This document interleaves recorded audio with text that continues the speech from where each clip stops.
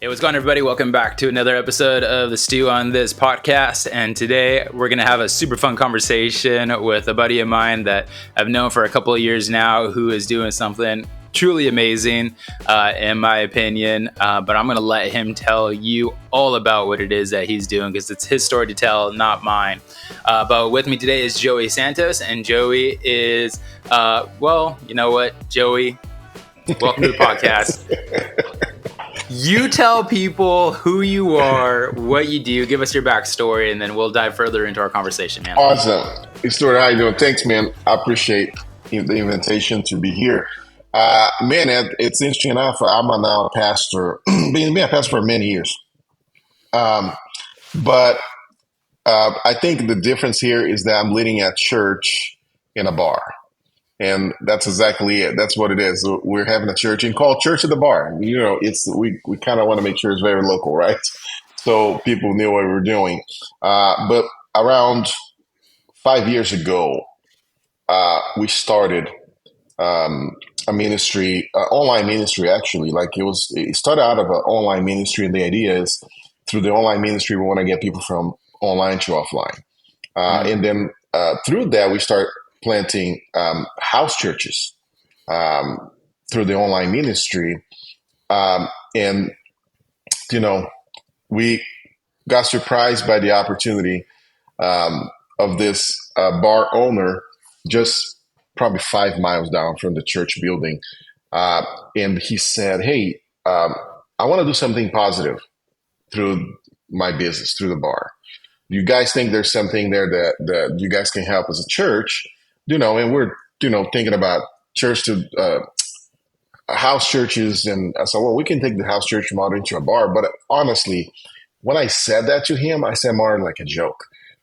I said, we do house churches. We could do church there at the bar. He's like, man, that sounds good. Can we make it happen? Let's go ahead and make it happen. I was like, come on there. I'm not literally serious. Like, no. I think it's a great idea. Let's do it.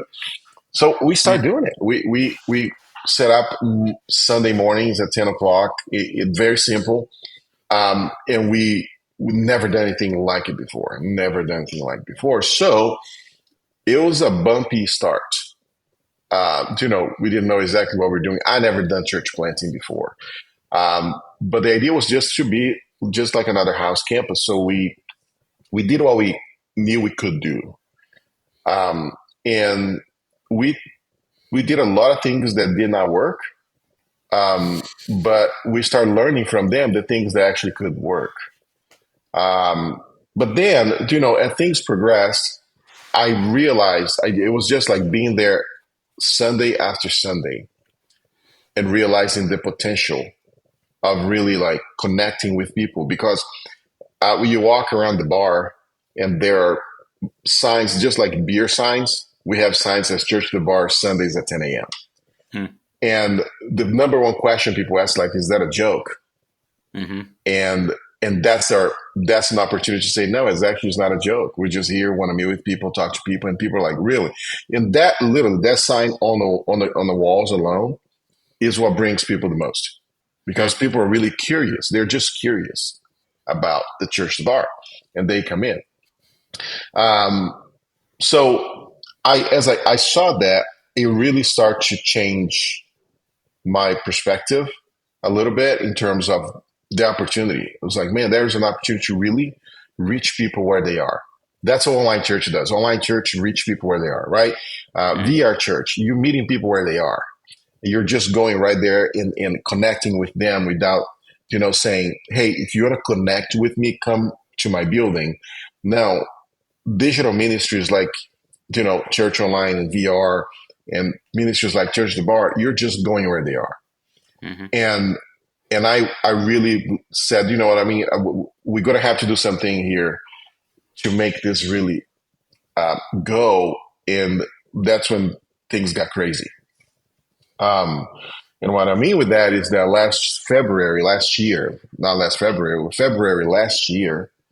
that's when I decided to leave the full-time pay ministry and dedicate, focus on the ministry of the Church at the Bar, but then I got to make a living.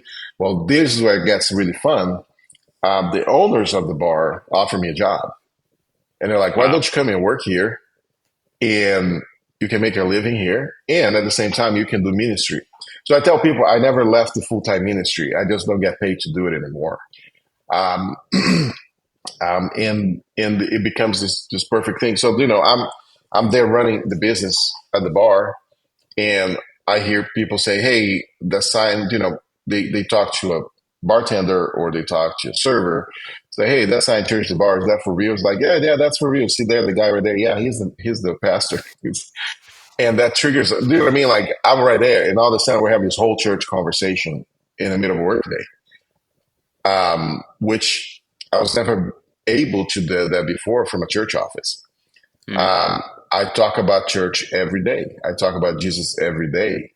It's not a weird thing. And the thing that after 5 years doing this, one of the things that still impresses me the most because of our current culture is that now at the bar, it's not weird on a Saturday night we're jam packed.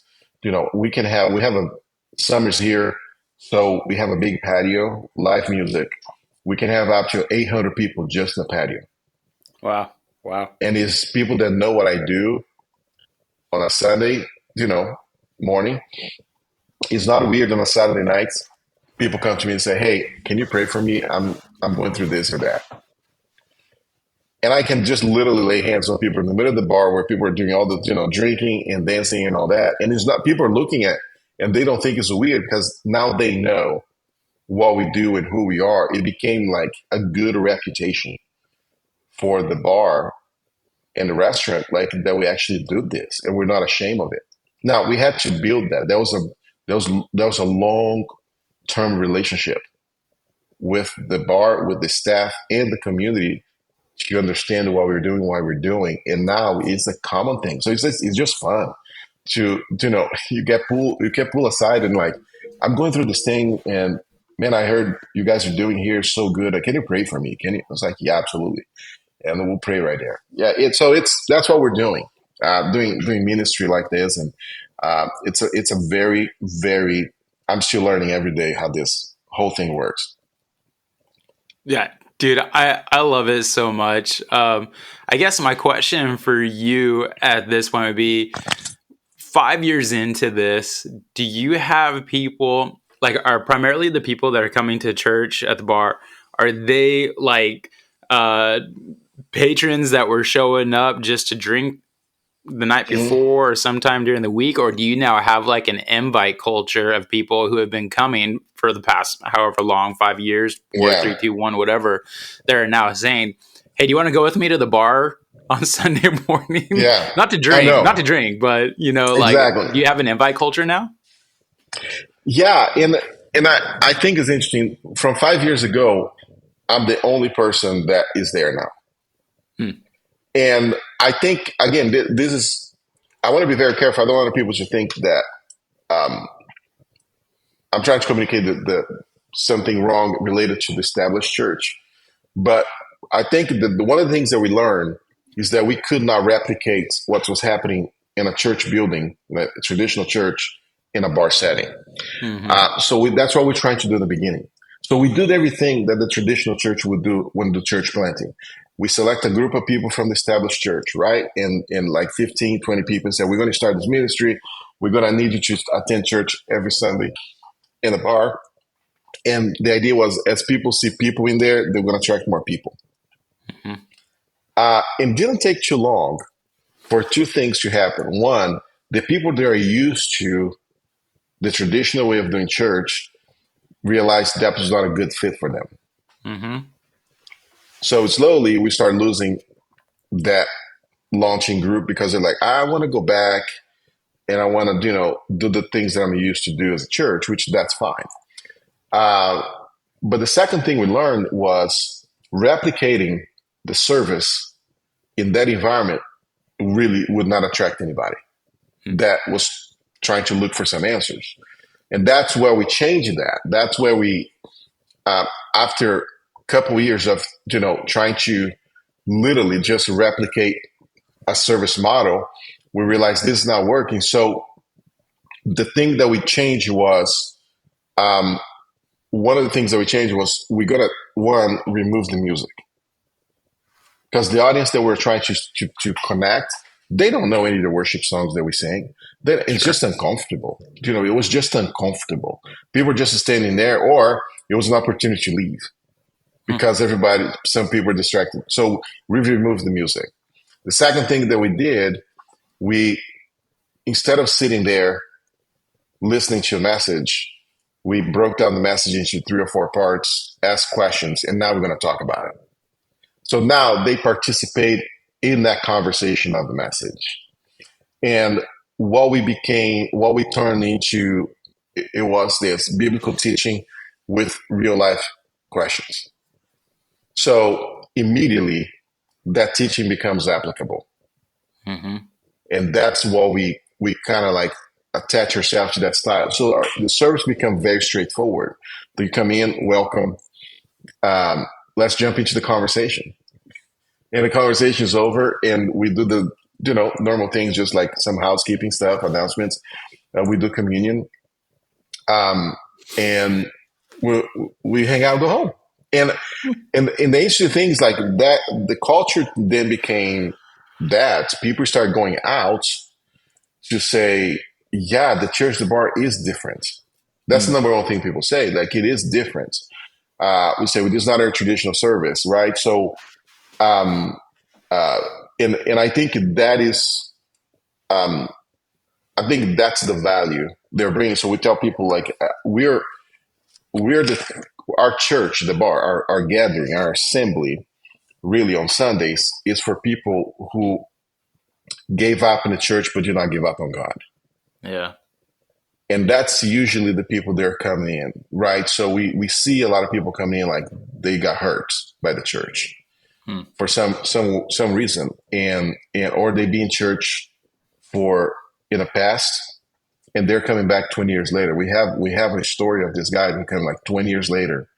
He Hmm. just for the first time stepped back into a setting that feels like it's a church, it's a spiritual conversation uh, for him, and he's trying again 20 years Hmm. later, right? So, um, and I think that's what's happened. People invite them, but I'm telling you, uh, the people that attend the church, the bar regularly now, not one of them is it's people that started the church, the bar 5 years ago, and these are people that came and stay. Like they like this is my community. This is my community. I want to be part of this, and we do these conversations every week, if not every day now. Yeah, dude, that's so sweet. So a statement that or a statement question. I just got to say, a communion at church at the bar, that's got to cut into profits, right? Or are you guys still Yeah. using grape juice? No, Look, we don't use top shelf. We don't. We don't everybody use top listening shelf to for that. I this, mean, everybody listening to this, if you, it's a joke, okay? It's a joke. It's a no, joke. no. But see, Stuart. No, Stuart. Let's cut it right there. Because see, that's Let's the go. problem, though. That's the problem. Like, Let's go. if this bothers you, you really have an issue with the gospel, right? If this bothers Mhm. you, because you really have an issue with the gospel, because uh, none of those things that if people get bothered by, are you drinking during this? No, we don't. But guess what? In 2 weeks, I I'm a pastor. At the same time, I run a bourbon club, and every month we have bourbon tastings. So guess what? We open the bourbon tasting on Wednesdays. When we do it, I'm the one leading it. Hey, we're going to do a bourbon tasting. Here's how it's going to work. I'm Joey. I'm operations manager. Also, if you walk around here, you probably saw the sign Church the Bar. I'm the pastor. And boom, people are like, hold on. Yep. Are you doing bourbon tastings? And are you also the pastor? And you will not believe after the whole, experience is done. I mean, hanging out there talking to people, and I'm no longer talking about bourbon. People come and say, hey, talk about this church thing. You're really meeting Mm. here? How does it work? What do you do? that's what I'm saying. Like, we as a church get so caught up into some rules and some preconceived ideas that it was sometimes not biblical at all, and and gets people just, in their edge. In the Listen, this is nothing here is, unbiblical. Nothing about this is unbiblical. We just literally just going to meet people where they are. Yes. And think about this. I have a gigantic target in my back. Gigantic target. Hmm. Because the staff is looking up to me to say at what point I'm going to drop and fail. Hmm. At what point I'm going to give up on my principles, because they're watching. So when there's a conflict, when there's an issue, when there's a very abusive customer, they're watching to see how I'm going to respond to it. Hmm. And it's kind of interesting because I have to watch myself because I know I'm being watched. They're like, at what point are you going to lose your principles as Christians? And you're going to just gather these people that are being abusive to you verbally because it's a bar. You're going to get Yep. somebody here and there that's just going to, and I think that is the opportunity though. But I think it's so funny because, people like, oh, no, this is, we drink wine during communion. No, I tell people my communion is better than yours because so Because I it's get top them shelf. going. Exactly, right. Now Top Chef is just for the pastor. We do like this, like very. I mean, it's so interesting to me that in 2024 the church is still getting caught up into this conversation Yeah. of, let's not, but let's pretend that we don't do this in our house. Like, let's pretend we don't do these things at home. And the reality is that's not what the issue really is. Hmm. Uh, you know, when it comes to that. Now, I understand for some people, like, why are you going to do church the bar where it's so easy for people to fall, Hmm. right? It's like somebody that has, we had one person that, um, just got out of alcoholism and like, I want to be part of this church. I cannot be in there. Hmm. And that I understand. I understand that that can be a challenge for some people. They're trying to, step away from something that's destroying their lives, and that's a place where, we sell things that can facilitate that. So um, that is one of the challenges that we learn to deal with, and then we learn to have these conversations. But the thing, I think, the primary thing, um, that as the church to bar as we do, I think we don't hide behind those subjects. We Hmm. don't hide behind it. We'll have these conversations front center. We don't have any reason to hide behind it. So I think is, you know you look at this biblically from every angle that you look at it, and what the church should be doing, and how the church should be doing. And when you center everything into love your neighbor, um, nothing else really matters. The thing that I'm most satisfied to be part of the church, the bar, is how can we disagree with each other in a discussion and how much we really care for each other afterwards. Hmm. Like, we have conversations on Sunday sometimes that people deeply disagree with each other, and as soon the service is over, they're like, "Oh, let's go grab a beer together, or let's go talk about this thing, or I want to do this thing this week." And you want to literally, like, people are just in community all the time, and I was like, so it's possible to be in a community, in an environment where we don't agree 100% with each other, but we still can relate to each other. Hmm. And I think that's the beauty of that environment that allows you to be authentic, to be honest, and preserve the main thing, that's the relationship. Yeah. Yeah, for sure. Uh, there's so much to that I just absolutely love. Just because, like, you're the guy that you mentioned that walked away from the church for 20 years, right? And now he's getting involved with you guys at Church of the Bar. This is probably somebody, like, again, I don't know his story. You know it better than I do, but my assumption would be that he's probably somebody that was involved in the church, that he was Hmm. probably feeling this tension of like, man, I see on paper, I see in scripture where it says that the church is supposed to be this community of believers that are supposed to be on mission to know Jesus, make Jesus known. But part of my lifestyle is being told that, like, I can't do this. But biblically speaking, I Hmm. see that on paper. And so he's hearing one thing and he's seeing something completely Yeah. different. And again, like, this is years worth of, I mean, you're almost talking centuries worth probably of just Hmm. churches that are making mountains out of molehills. And every church has their own conviction, right? Like, I fully understand Yeah. this. Like a pastor or leadership, they have convictions about certain things, and they're more than welcome to lead their church in that direction that aligns with their convictions, for sure. Like, I there's my stamp of approval on it. Like, if you're listening to this and you're a senior pastor or you go to a church, you're like, man, I'm so against drinking. Cool, then be against it. Hmm. Like, that's completely fine. Yeah. That's your conviction, and hold strong to that. I firmly uh, agree with that. That you can hold to that conviction. But for somebody who hasn't been going to a church for 20 plus years, there's a reason for it, and there's something about the biblical church that he's probably seen in Scripture, that he's probably seen modeled uh, Hmm.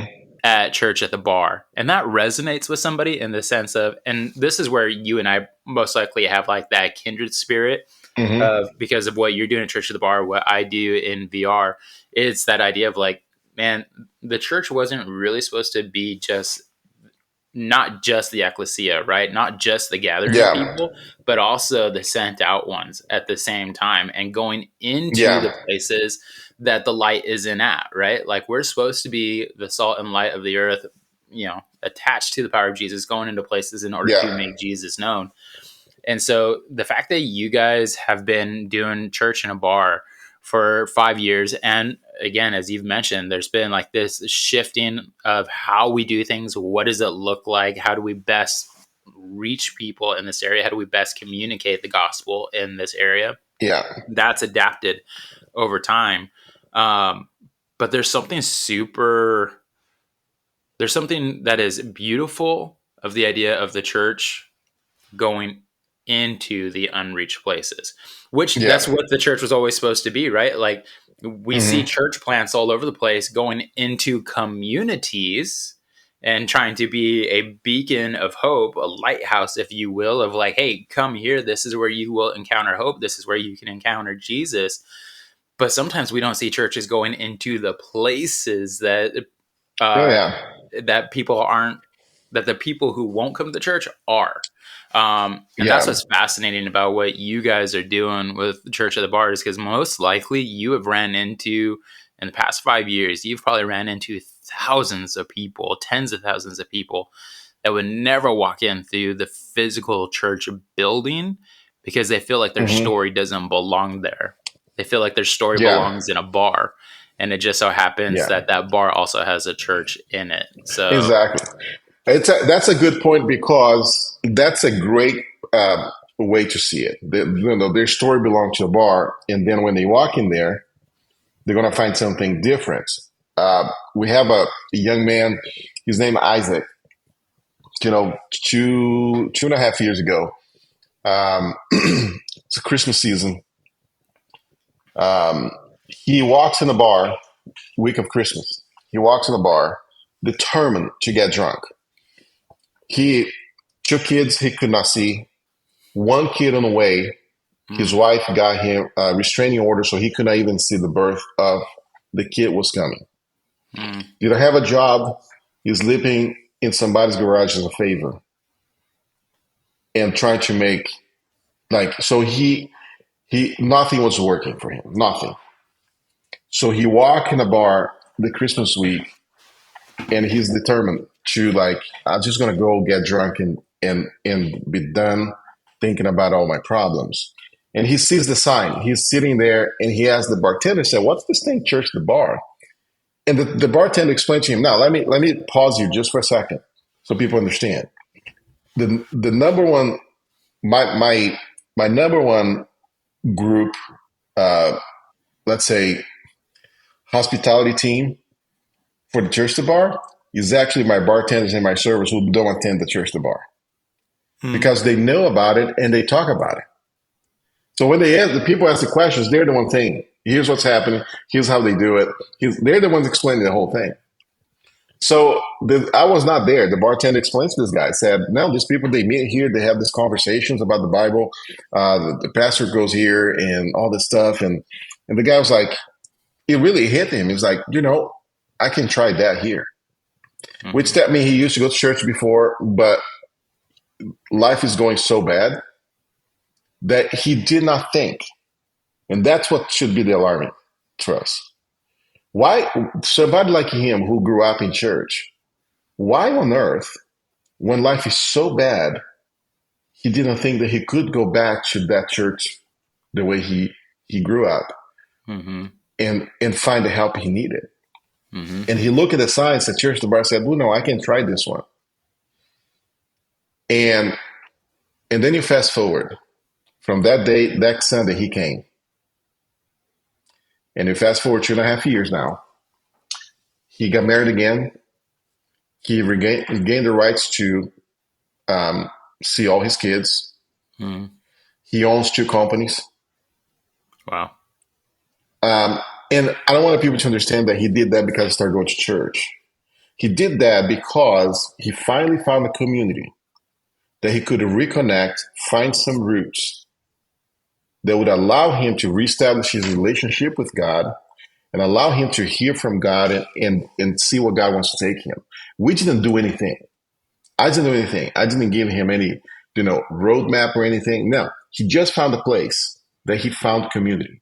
He found relationships and that established him a solid ground.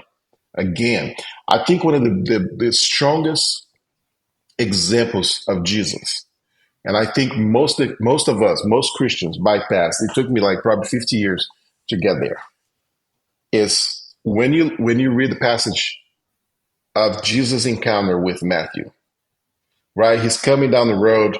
There's a tax collector right there.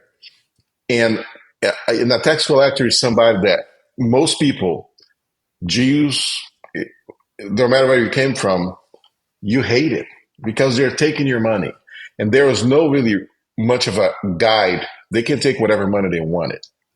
So tax collectors back in that day, it was very, very, very, very like they're very hated people. Nobody liked them. And and here's Jesus comes in, calls him, and says, "Follow me." But he didn't say, "Follow me" at that moment. Just say, "Come and follow me because you're going to become my disciple." Follow me, and here's the key: we're going to go to your house. We're going to we're going to eat your food. We're going to drink for your wine, and we're going to sit down and talk. And Matthew goes and invite a lot of his friends who were also tax collectors to sit at the table. And the disciples are just like hanging out by the window saying, "Are you kidding me right now? Hmm. You really going to stand with this guy and have this conversation?" And just demonstrating to them that that is it. If you want to reach people, if you want to change people's lives, go and sit at their table. Go where they are, sit at their table, eat from their food, and have the conversation with them. And I really like when we look from that perspective. That's exactly what we're trying to do with the Church of the Bar. Like we're here. We'll sit with you. We can share bread together and a drink, and let's have a conversation and let's talk about this. And you gain so much knowledge by open up to someone and being willing to listen. Hmm. Um, and I think that's where our services became so different because people realize that the Church of the Bar, we're willing to listen to them, no matter where they come from. So like, I tell people, no matter your background, your walk of life, where you come from, I don't care. When I ask a question, if you feel like I got an answer, you want to have an opinion, just say it. And if you don't agree, we don't agree. That's okay. But Mm. at the end of the day, I tell people at the bar, at the church, the bar, I'm not the authority here. The Bible is the authority. I'm just a mall cop. I don't have a gun. I cannot arrest anybody. All I got is a flashlight. That's all I have. And the Bible is the ultimate authority here. That's it, right? So, a side note, like last Halloween, they made me dress up like Paul Blart and a mall cop. And there's some photos going around, but it's a, uh, but that's it, Stuart. Like it's like let's get engaged with people. Let's have these conversations. And this is not an easy task. Like it took time. It took years to build the relationship and build the relationship with the community. Um, so we're in a position we are today because of that time, because of all the work we put into giving time to people, giving time to the community. And now, the restaurant's about to expand to a second location, and the owner said, that we're going to have to put the church and bar there too.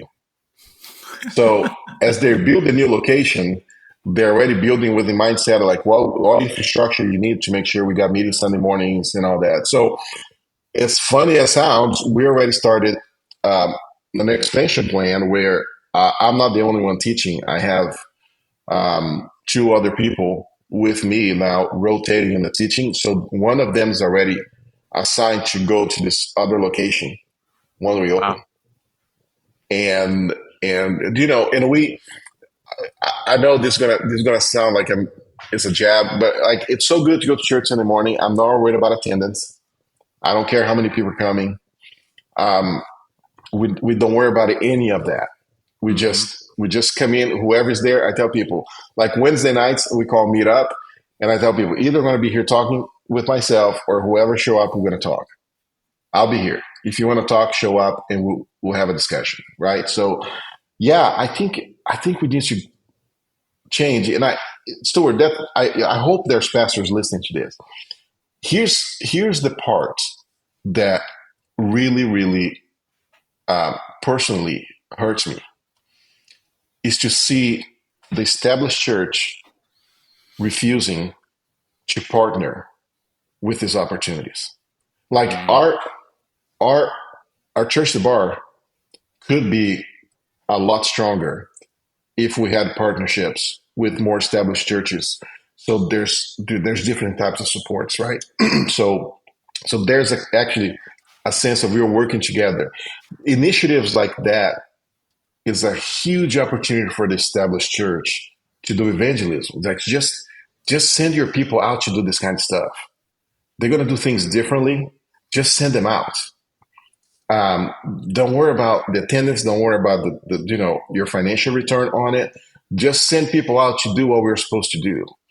And we see the churches today really, really reluctant to do that. They want people to just come in, come in, come in. Whereas, you know, make the investment, literally make the investment to partner with initiatives like Church the Bar and many others. I can tell you right now, like I've been talking throughout the years, so many people take initiatives like this, just not too far from us, literally like a mile from the art Mm. bar. They just opened up a cigar lounge. Guess what? It's owned by three pastors. Nice. And guess what? Tuesday nights, they just announced publicly. Tuesday night's going to be Bible study night, right? But guess what? They're doing this with no support from established church. Mm. They're doing that 100% on their own. That means, like, I would love to do that. And I don't want to stretch too much the conversation, but let me give an example of what I mean with that. I got the job last March last year. May 3rd, the restaurant caught on fire. Okay. So imagine Wow. that kind of like, I just quit my job. I got this new job. Month and a half later, the restaurant caught on fire.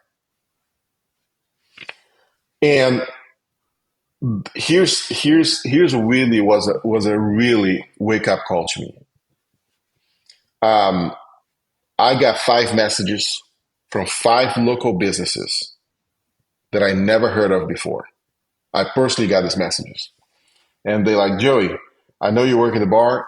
I know you do this church to bar thing. If you guys don't have a place to meet, I'll open my space to you guys. I even provide the coffee, but don't think you don't have a place to meet. Wow. And Stuart, I never got a call from any local church. And what Wow. hit me, it was not that they didn't call me as a church to church. Not one church, stretched their hands to the business to say, are you Mm, guys okay? Do you need anything? So we went through a remodel for 30 days. We didn't hire outside. We used our own staff to remodel the restaurant for 30 days, every mm, day.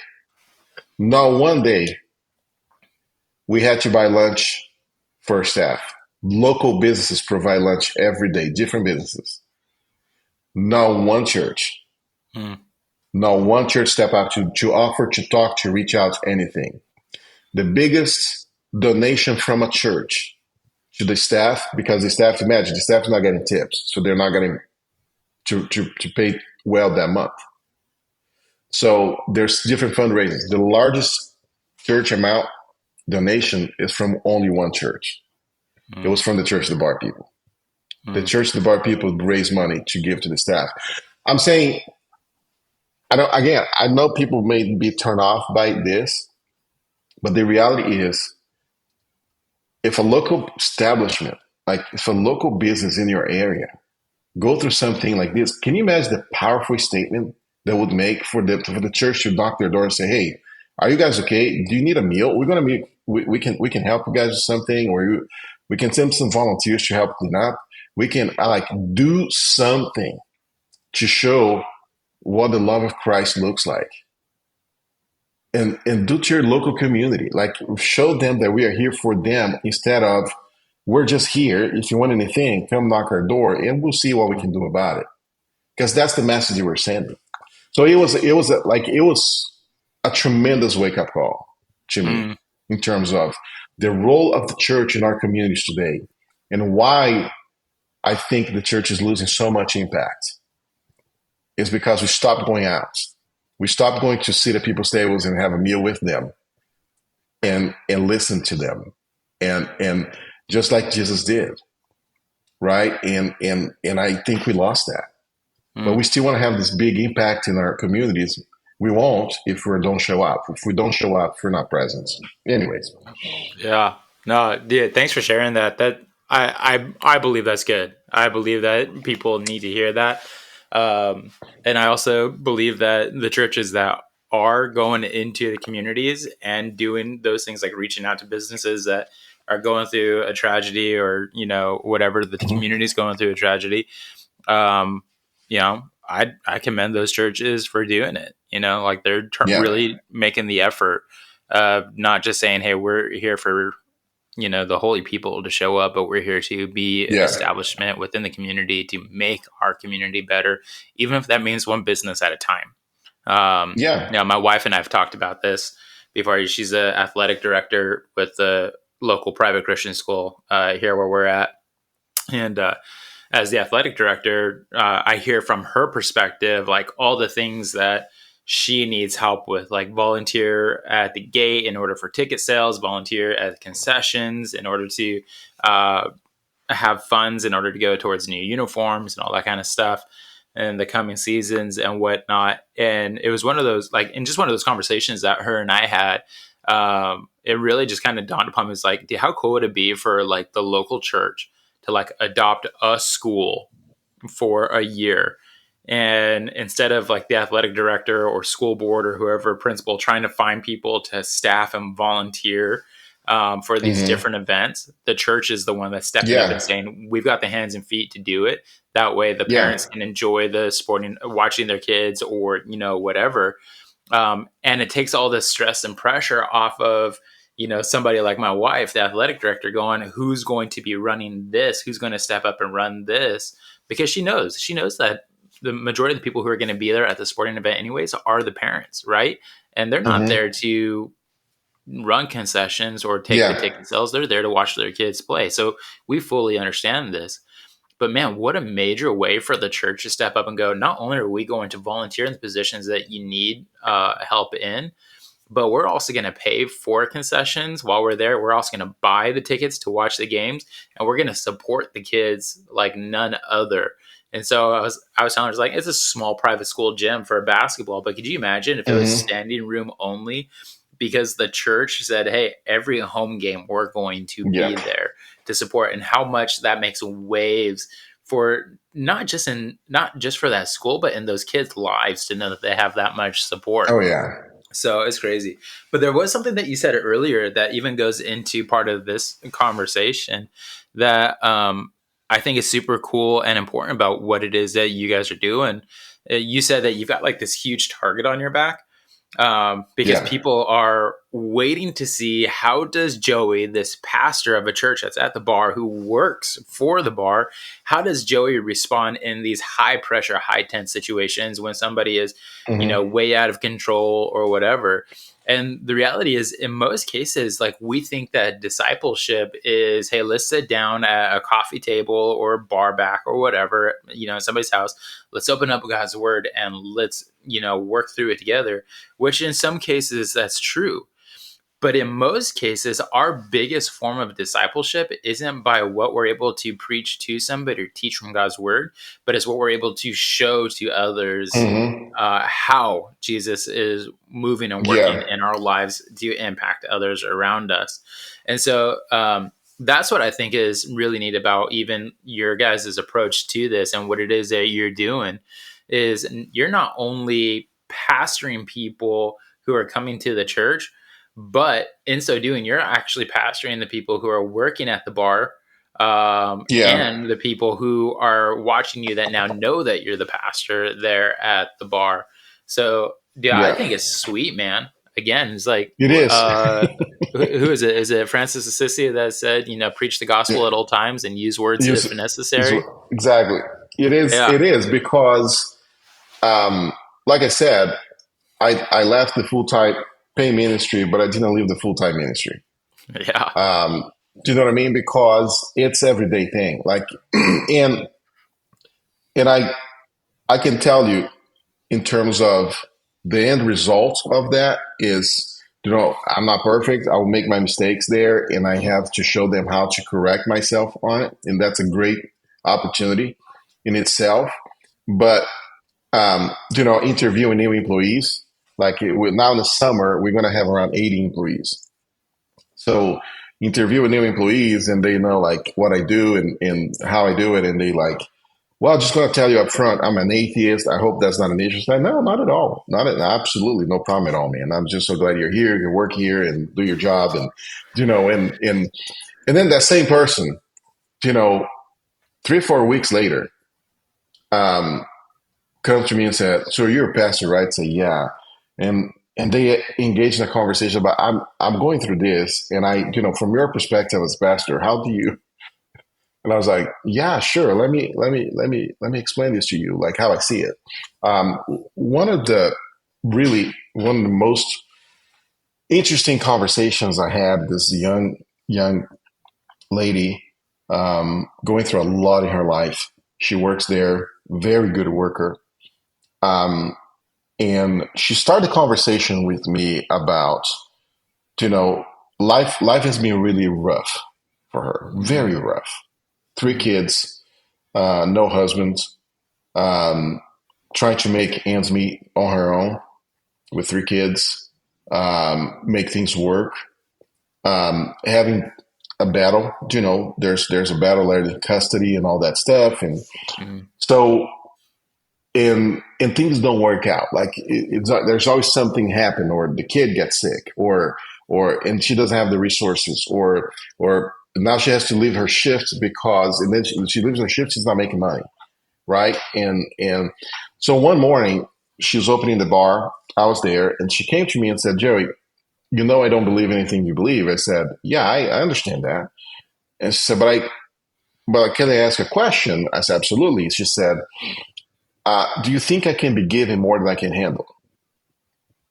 Mm-hmm.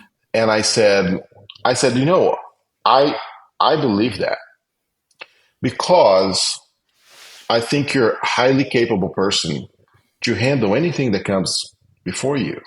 I said, you don't have to be a Christian. You don't have to believe what I believe to be a good person. You don't have to believe what I believe to make, you know, good choices in your life. You can make Mm, those choices regardless of that. I said, the difference is this. When things go wrong in my life, I go to my faith because that's my support system. So for mm, that reason, I never feel alone when I'm going through a difficult situation because I know where I can go to. And with that faith comes a community of people that mm, supports me on that. So my question to you is, what's your support system? And man, she just broke down crying mm, because that's when she start to realize what faith is really all about in our lives. So, you know, and she's like, I need a support system. I was like, I think you need one. And I'm not trying to force you to the one I believe, but I think you need a support system. Now, if you want to hear about what that support system looks like to me, I'll tell you about it. I don't want to impose on you. And it was interesting enough. She's like, can we talk about that another time? I got to go, but I really want to hear about it. And that's it. Like, and then we had so many conversations after this mm, where she actually asked about the Bible and she asked about why do you believe the way you believe, and she realized one thing: I'm not forcing this on her, I'm not pushing this on her. And I told, one of the things I told her right up front, I said, "Hey, it's not my job to convert you to anything I believe. So that's let me just tell you this: I'm not. It's not my job." She's like, "What do you mean? I mean, people say they have to like go out and convert people. Nah, that's not my job. That's your problem. That's your, that's your decision. That's your personal life. So I'm not. mm, Now I'll be here for you anytime you need, anytime you want, and I'm here for you because you matter to God. And because you matter to God, you matter to me. And she started now be very more like soft towards talking about it. Like there's no barrier. She's still not fully like a believer, but she doesn't feel any obstacle to come and have a conversation. And mm. that's somebody who, like, months and months ago, he started by saying, "I'm an atheist." You know what I mean? Like, Mhm. I don't believe in any stuff, and so I think I think that's the tension that we have today, and I think there's a lot of ministries out there. There's a lot of established churches doing amazing work, connecting with the community, um, doing amazing uh, different approaches to evangelism. There are, and I think churches should expose more what they do to show other places, give examples of what they're doing. But at the end of the day, if we can lead our churches, what I mean lead our churches is lead the people that go to our buildings to know how to have these conversations, to know how to connect with people where they are. Man, that'll make a gigantic difference in the outcome in our society. Yeah, Uh, for sure. don't be afraid of these conversations. Don't be afraid of the of the tension that comes with our culture. Yes. Just have the conversation and show people that it's up to you what you want to do, but here's where I am, and here's why I am where I am, and I'm okay with that. And regardless of all of it, you matter to God, so you matter to me. I think if people are open to Bro, you're preaching, man. Like that. you're pastoring me right now. I love it. Joey, as we do bring this podcast to a close, though, Yeah, I want to highlight something that you just said that I think really resonates well and describes well what Church of the Bar is, and what you just said about this conversation that you've been having with this female coworker. You said that for her, like she hasn't converted to Christianity, but yeah, the obstacles to getting into the conversation have moved away. They're getting knocked down in the Yeah. process. And I think for a lot of people, what you guys are doing with Church at the Bar is exactly that. You are eliminating the obstacles for people to Hmm. get into the conversations or Yeah. find a way to ask the questions that they've always had Yeah. about faith or that support system, whatever it is, especially around like Christianity and whatnot. And so, for anybody who is listening to this, watching this, that's what I'm hoping that they're hearing is that the ultimate goal for like really any of us isn't necessarily having the right answers to the questions that Hmm. people have, but is just creating a way to eliminate the obstacles that are getting in the way for other people to hear the good news that there is a God who is for them and not against them, right? I think Yeah. for many of us, we feel this intense pressure, especially when it comes to like the scary word of evangelism, is like, how do I have Hmm. the conversation with somebody if I don't have all the answers, right? Like, what if they ask a Yeah. question that I just don't know where to point or direct them to? And I think that the biggest thing for us in the process of that is just understanding like you don't have to have the answer, but if you can at least eliminate the obstacle that's keeping them from getting to it, then that's where like you don't win, but Jesus wins in the process. Like it's Hmm. that ability Yeah. to say, I don't have the answer, but we can chase after it together, or I can maybe introduce you to somebody that does.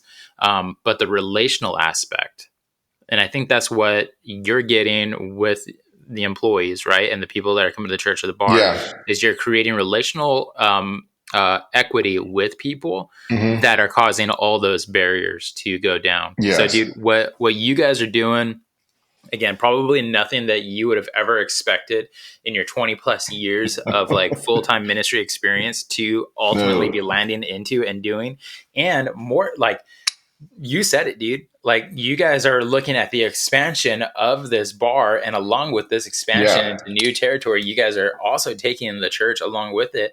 Like you guys are church multipliers, you are church planters in the Yeah. process. And so, like this might be like the gross way of saying it, but it's really interesting how what you guys are doing. The church is like this, not virus, but like this leech that's attached to like, oh, Hmm. I'm just going to attach myself to this movement Yeah. that's going on, and we're going to be light in this area as well. Like I love that. I think that's oh man, I'm drawing a blank on his name. Is it Henry Blackburn?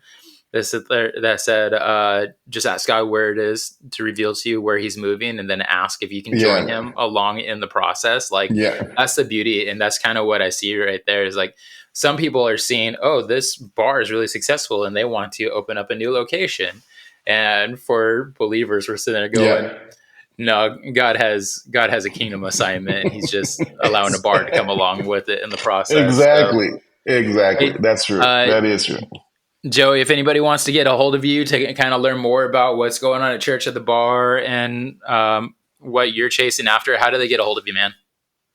Man, they can contact me. I'm on social media, everywhere.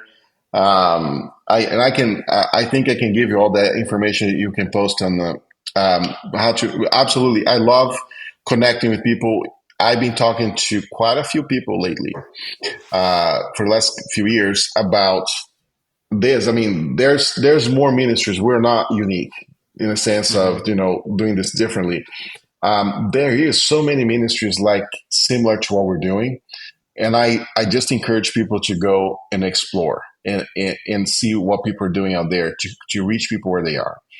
But absolutely, I'm on all social medias, Instagram, X, um, Facebook, and I'll share with you like to put on the chat all those links because I was not good when I start all this, so they all have different names, which I should have done a better job with that. It's one day, but I was trying not to. It's not like I was trying to create my own brand about it. Like I don't think anybody's going to buy my brand. So, Well, so probably now, dude. is that? No, I don't think so. But remember, I'm still like a bar manager. I don't think many pastors are going to be searching me down for many stuff. But other than that, man, I appreciate the opportunity though. to be here with you, have this conversation, reconnecting with you. And I just to finalize, Stuart, I have not forgotten the digital aspect of it, and we're looking at Mm. the place of digital opportunities through the microchurch model. So I have not given up on the digital aspect of the digital ministry, but my perspective now is like, okay, how can we do this, right? How can we have these conversations? How can we open up space? How can we meet people where they are and create those opportunities online? So I'm still exploring that. Yeah, love it, dude. God's gonna do Awesome. amazing things in different avenues. So, Joey, thank you so much for coming on the Stew on this podcast, and for all of you, I'll have those social links and everything to Joey there in the Yeah. show notes. So, if you want to connect with him more, that's where you can do it. But for this episode, thank you so much, and we'll see you on the next episode of the Stew on this podcast. Until then, be blessed.